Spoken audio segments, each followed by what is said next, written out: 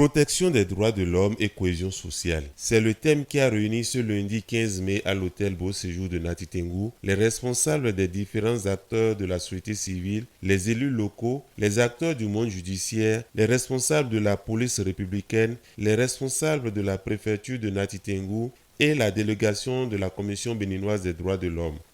Le but visé par cette séance d'échange est, après 12 mois d'exercice, de faire le point des actions menées par l'officier des droits de l'homme dans les départements de l'Atakora et de la Donga. Aussi, face à la situation sécuritaire que traverse l'Atakora, que les acteurs à la base identifient les principaux facteurs qui pourraient être source de conflits et de non-respect des droits de l'homme sous toutes ses formes et d'y proposer des solutions idoines. Tour à tour dans leur allocution, le maire de la commune de Nati Tengou et le chargé de mission représentant Madame le préfet ont félicité l'initiative de cette rencontre d'importance capitale et reconnu l'impact des actions que mène l'officier des droits de l'homme dans le département en étroite collaboration avec les responsables politico-administratifs. Ils ont fait remarquer qu'il y a encore du chemin à faire malgré les résultats obtenus. Nous savons combien le respect des droits de l'homme est nécessaire pour la vie sociale. Au Bénin, chez nous, c'est une réalité. Et nous ne pouvons qu'encourager tout cela. Sur la situation des droits politiques, civils et économiques de l'homme dans notre département, il faut reconnaître que des efforts se font. Il y a la situation de la vulnérabilité de certaines femmes qui conduit à la violation de leurs droits. Les questions de pesanteur sociologique. Nous avons la situation des enfants. Aujourd'hui, le gouvernement a décrété vraiment une situation de lutte de zéro tolérance contre l'exploitation économique des enfants, mais la traite, le trafic des enfants continue encore.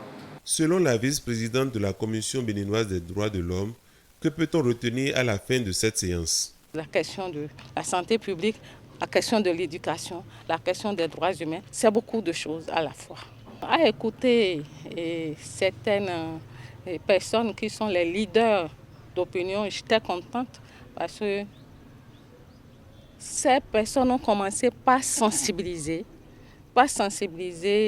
surtout sur les questions du mariage précoce, le mariage forcé, où le début était difficile et progressivement, il y a eu désormais un peu de changement du côté au niveau de l'Atakora ici, où les gens ont compris qu'on ne doit pas envoyer la fille avec force en mariage. C'est la synergie d'action ensemble avec la société civile, les différents acteurs, que nous allons parvenir quand même à trouver une solution satisfaisante à la question des droits humains qui se pose. Les différents participants représentant les organisations de la société civile à la fin de la journée nous livrent leurs impressions. Dans le cadre de cette activité, ce que moi j'ai aimé particulièrement, c'est le fait qu'on a pu partager nos difficultés sur le terrain. Et en même temps, on a eu à trouver des solutions avec les interventions au même moment. Il y a cette synergie d'action avec d'autres acteurs qui étaient même dans la communauté qu'on ne connaissait pas. Voilà, je voudrais simplement exhorter chacun et tous à ne jamais rester indifférents à la question des droits de l'homme et surtout quand il s'agit des couches vulnérables, donc la femme et des enfants, nous devons beaucoup faire attention. Sa Majesté Okoti Tchadiati, représentant de la chefferie traditionnelle, après avoir loué les efforts qui ont été faits par le gouvernement, les institutions et les partenaires, fait remarquer la nécessité de faire promouvoir nos valeurs culturelles traditionnelles en impliquant davantage les chefs traditionnels. Les différents acteurs qui ont été conviés à la séance qui nous a pris toute la journée étaient appelés à se prononcer sur comment nous devons pouvoir travailler ensemble avec l'officier des droits de l'homme pour davantage la cohésion sociale.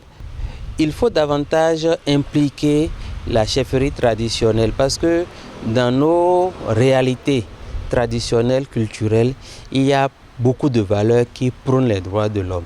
Il faut rappeler que ce même exercice a été fait dans les départements de l'Ouémé et du Zou. La prochaine étape après Nati Tengou est celle de Parakou dans le département du Borgou. mouvement migratoire forcé.